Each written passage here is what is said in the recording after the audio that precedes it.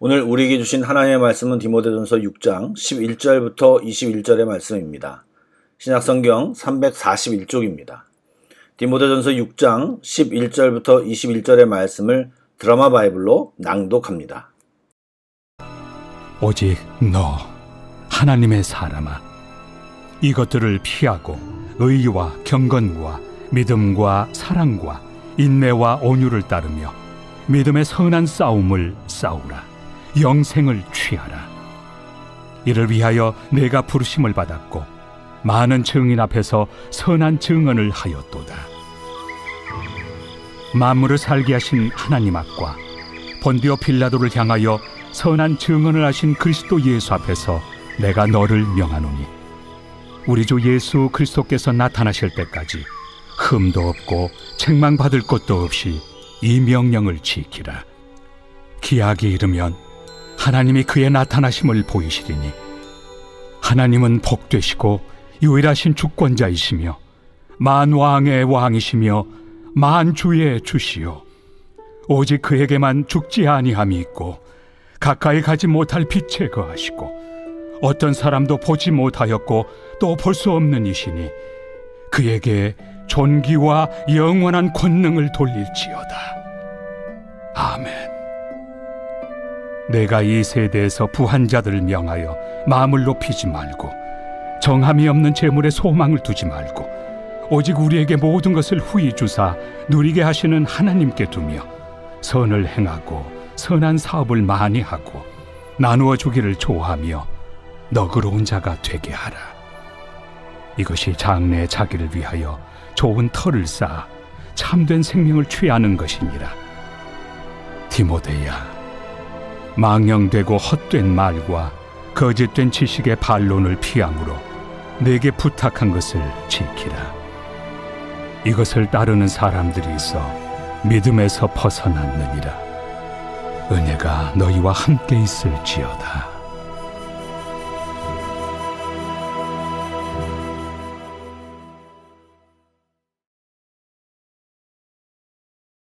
샬롬, 벌써 9월 마지막 날입니다.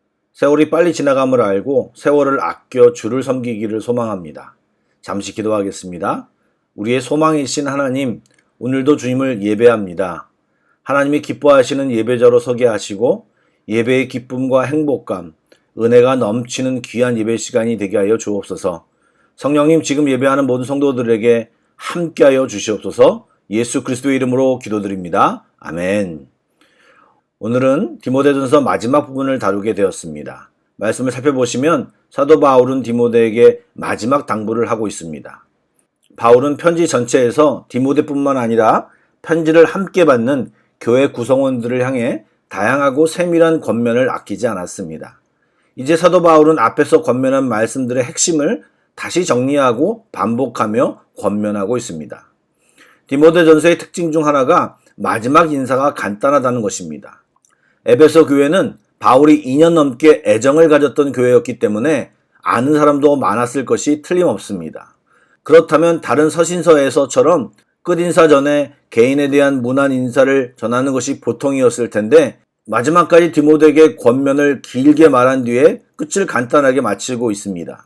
이것은 거짓 교사 때문에 논쟁과 다툼이 많은 교회를 섬기는 디모데에 대한 절박한 바울의 심정이 느껴지는 대목입니다.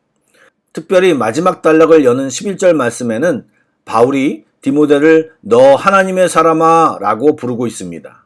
그리고 앞에서 말한 이것들, 즉 돈을 사랑함으로 말미암아 생기는 시험, 올무, 미혹, 근심 등을 피하고 의, 경건, 믿음, 사랑, 인내, 온유를 따라 믿음의 싸움을 싸우라고 권면하고 있습니다. 바울은 디모데가 이 일을 위해서 부르심을 받았고 많은 증인 앞에서 증언했다는 사실을 강조합니다. 그리고 또다시 디모데에게 공식적인 선언으로 사명을 맡기고 있습니다.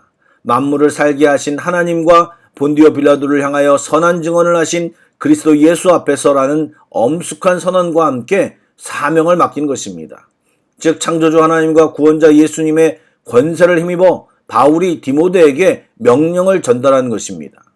바울은 지금 마치 하나의 의식을 진행하듯 엄숙한 어조로 14절부터 16절까지 디모데가 주님이 다시 오실 때까지 흠없이 책망받을 것 없이 이 명령을 지킬 하나님의 사람임을 선언하고 있습니다. 여러분, 이 명령은 사실 디모데뿐만 아니라 우리 모두에게도 동일하게 적용하여 예수 그리스도의 권세로 교회를 잘 섬기는 자로 굳게 세워져야 하는 것입니다. 뿐만 아니라 우리도 하나님의 사람이기 때문에 거짓 가르침을 물리치고 그 이름에 합당한 삶의 자세로 믿음의 선한 싸움을 싸우고 승리하는 영광을 누려야 할 것입니다. 17절 이후의 내용은 편지의 추신처럼 덧붙여 있는 부분으로 이를 통해 디모데가 에베소 교회에서 가장 급하게 신중하게 처리해야 할 두 가지 사역이 무엇이었는지를 알 수 있습니다.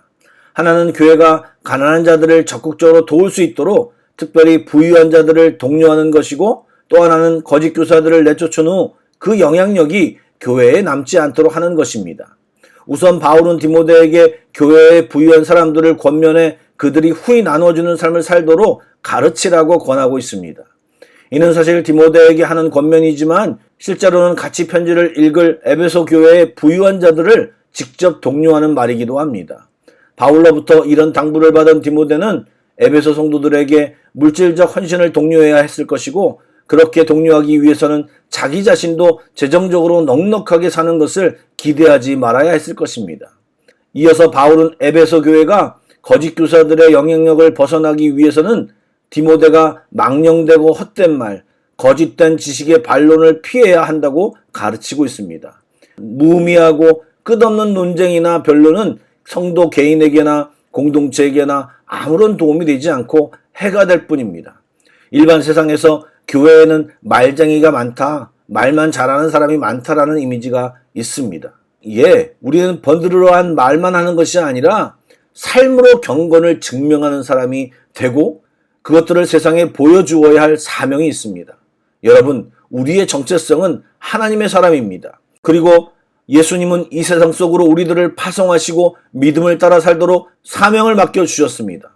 그러므로 우리는 세상의 가치를 따라 살아서는 안 되고 정함이 없는 재물에 소망을 두지 말고 후히 주시는 하나님을 믿음으로 나누어 주는 자가 되어야 하는 것입니다.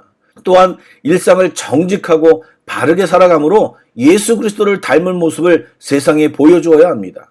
그래서 우리를 통해 하나님을 보고 새로운 하나님의 사람들이 생겨나는 놀라운 일들이 일어나기를 소망합니다. 아멘. 기도하겠습니다.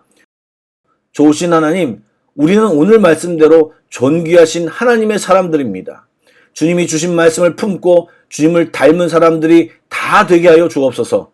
세상에 살지만 세상과 친한 사람이 아닌 하나님과 친밀한 사람들로 살아가게 하여 주옵소서.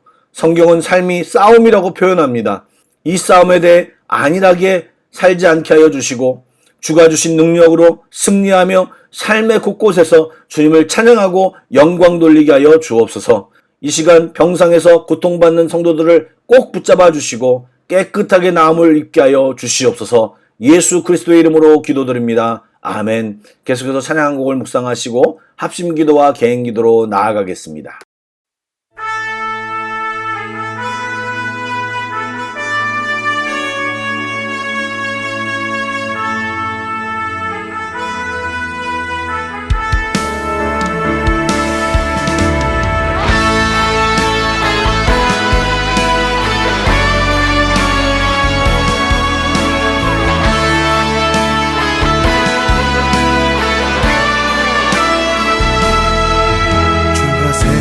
이 교회에 기도하는 소리가 온 하늘에 사무치네. 주가 부르신 이 교회에 찬양하는 소리가 온 하늘에 울려나네. 주의 고난을 위해 택하신 세대, 기도의 터전 위에 교회를 세워가리. 죽어가는 이 세대를 위하여 우릴 택하시고 세우셨네. 오직 너 하나님의 사람아, 믿음의 선한 싸움 싸워나가라. 복음의 전신 갑주 입고서 주님의 길을 예비하라.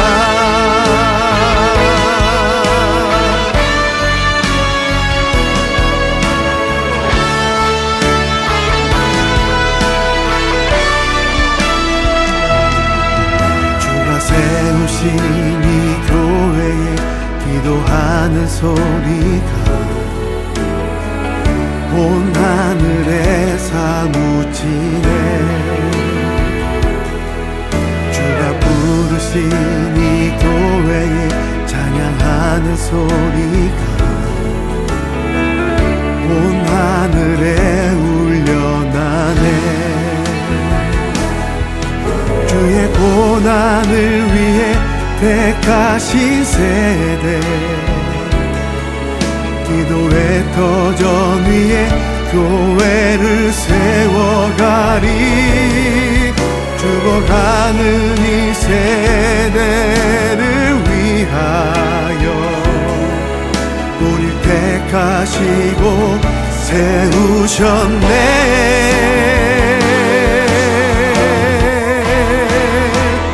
오직 너